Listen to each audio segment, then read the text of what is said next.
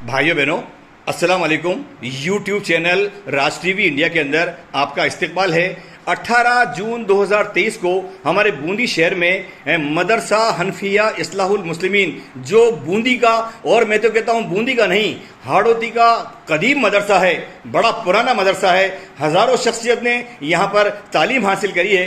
तो यहाँ पर सदर साहब के चुनाव हुए हैं और इस चुनाव के अंदर जीत मिली है हमारे भाई, हमारे रेस्पेक्टेड, हमारे अजीज़, हमारे दोस्त, हमारे बुजुर्ग जनाब गयासुद्दीन साहब को।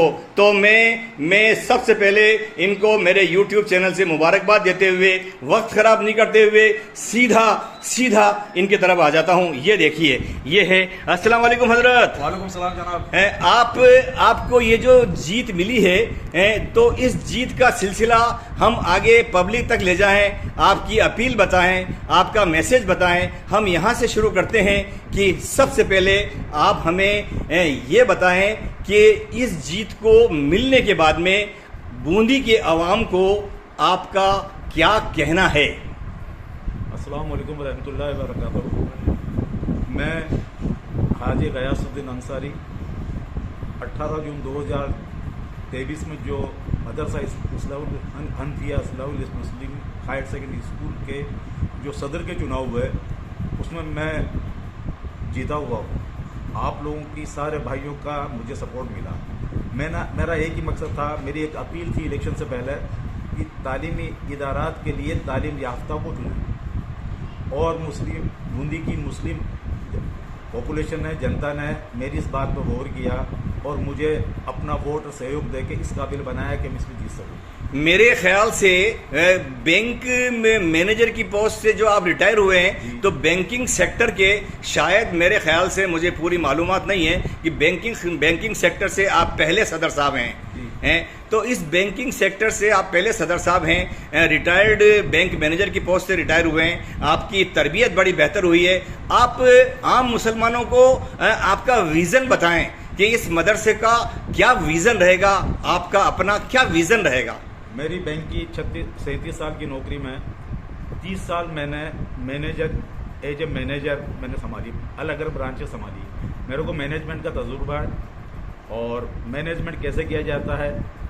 बैंकिंग संस्थाएं एक इकोनॉमिक संस्था होती है, वहाँ सब तरह के कस्टमर आते हैं, अलग अलग लोगों से अलग तरह से डील की जाती है। इस चीज़ का मुझे तजुर्बा है। मैं अपनी इस तजुर्बे को मदरसे की बहुत के लिए, मैं बच्चों के तालीमात के लिए इस्तेमाल करूँ। मेरा विज़न ये है कि हमारे बच्चे भी इस मदरसे से निकल कर IAS IPS बने, RS बने, और जो हमारी जब मुस्लिम कौम के बच्चे हैं उसका मुस्तकबिल माशाअल्लाह बहुत अच्छा रहे।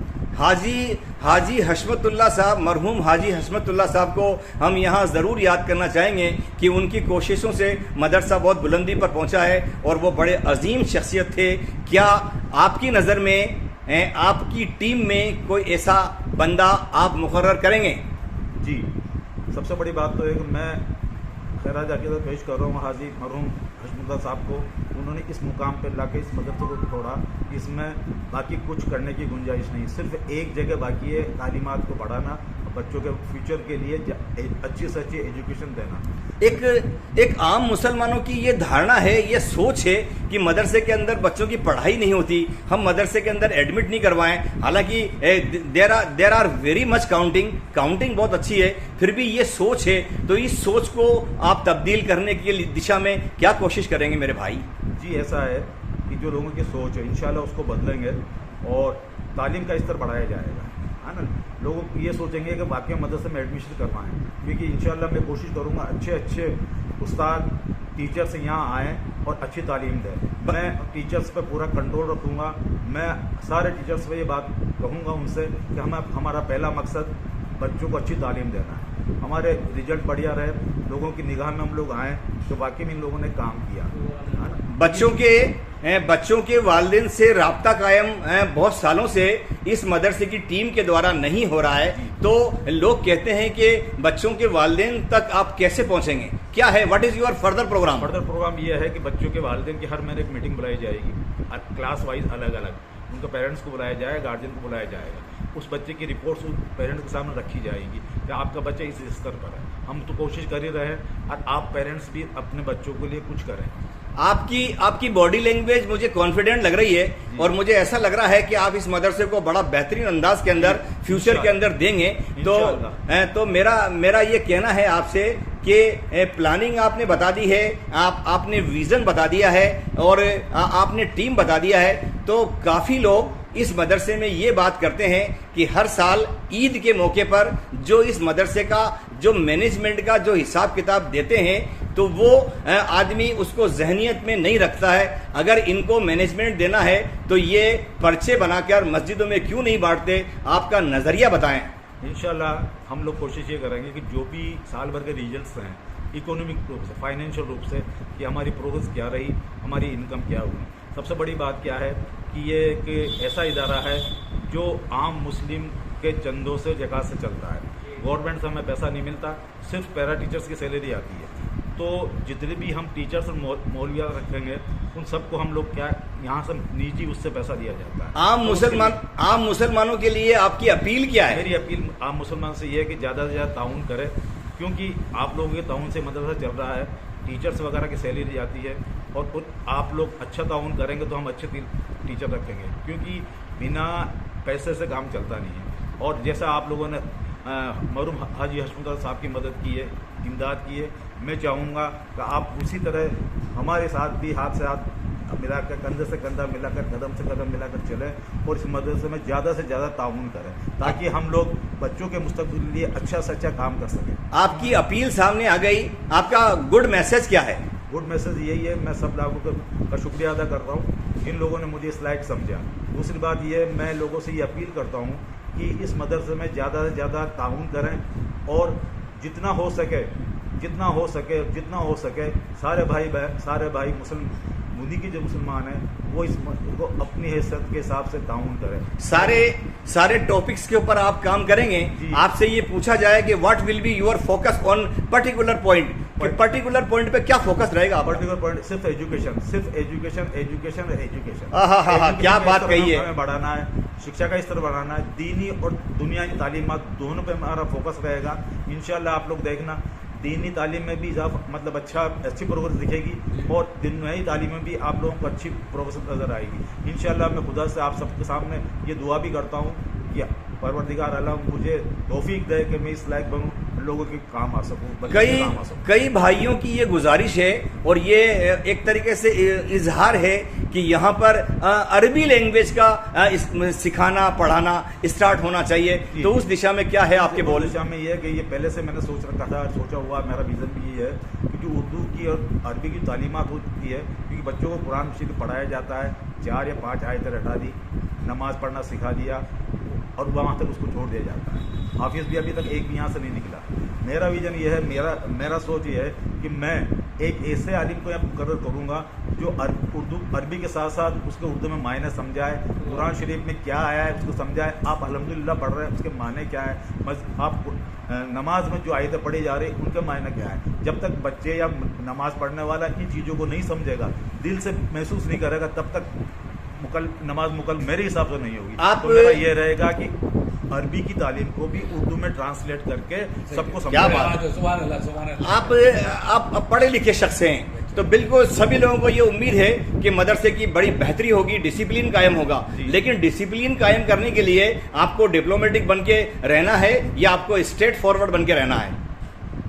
ऐसा है, इसमें सबसे बड़ा क्वेश्चन है इसमें इसका क्या नाम से इसका जो टीचर्स वगैरह आता है ना, उनको क्या है कि तो ये बात का पंचुअल किया जाएगा, अपने टाइम से अपने पढ़ाने के लिए आए और क्लास की जिम्मेदारी मैं टीचर्स को दूंगा। मैं बच्चों से नहीं पूछूंगा, उनके पेरेंट्स से नहीं पूछेंगे आपका बच्चा क्या कर रहा है। ये सारी जिम्मेदारी टीचर्स की होगी कि आपने क्या पढ़ाया, रिजल्ट टीचर्स को देना है, न कि बच्चों को। टीचर्स अपने हिसाब से पढ़ाएंगे, बच्चों को जो भी रिजल्ट आएगा वो प्रोग्रेस टीचर की होगी। आपकी तरफ से जनाब रियाज अली साहब जो आपके प्रतिद्वंद्वी थे, जनाब लालू भाई के लिए क्या मुबारक बोल हैं? बहुत मुबारकबाद देता हूँ मैं उनको। उन भाई ने बहुत अच्छा फाइट किया और अच्छे वोट उन्होंने लिए और मेरा तो यही विजन था वो। और माशाल्लाह अगर वो भी जीते तो मुझे बड़ी खुशी होती, क्योंकि हम भाई हैं और भाई रहेंगे। ये इलेक्शन होकर निमट गया, इसमें हमारे बीच में आपस में कोई खर्च नहीं। बहुत बहुत शुक्रिया। आपने अच्छा जवाब दिया है। मदरसा आपकी सरपरस्ती के अंदर बुलंदी छुएगा। कोई सवाल हमने नहीं पूछा हो, आपको कहना हो, फरमाइए। बस मेरा तो आप सब लोगों से, सारे मुस्लिम कौम से ये इल्तिजा है कि आपका भाई आपके सामने आया है, नया विजन लेके आया है। अब जो हमारी सोच है, जो मेरा विजन है, जो मेरा उद्देश्य है, उसमें मैं आप सब मुसलमान भाइयों से अपील करता हूँ कि मेरे साथ कंधे से कंधा मिलाकर चले, हमारे साथ ताउन करें, हम कदम से कदम मिलाकर सारे भाई एकजुट होकर इस मदरसे की प्रोग्रेस के लिए काम करें, तो हम कामयाब होंगे इंशाअल्लाह।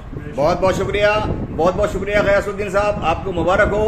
आपको अल्लाह ने बड़ी जिम्मेदारी दी है। पूरे बूंदी के मुसलमानों को ये होप है और पूरे हजारों इंसानों को, शख्सियत को ये होप है कि आपकी सरपरस्ती के अंदर मदरसा बड़ा बेहतर होगा और हम यही देखना चाहते हैं। और हाँ, फरमाइए। एक मिनट, मैं एक बात और कहना चाहता हूँ कि फोकस मेरा एजुकेशन पर रहेगा, शिक्षा पर रहेगा, लेकिन साथ ही इसमें डिसिप्लिन बहुत ज़रूरी है। टीचर्स के लिए भी डिसिप्लिन और बच्चों के लिए डिसिप्लिन। मैं पहला काम डिसिप्लिन पे करूँगा।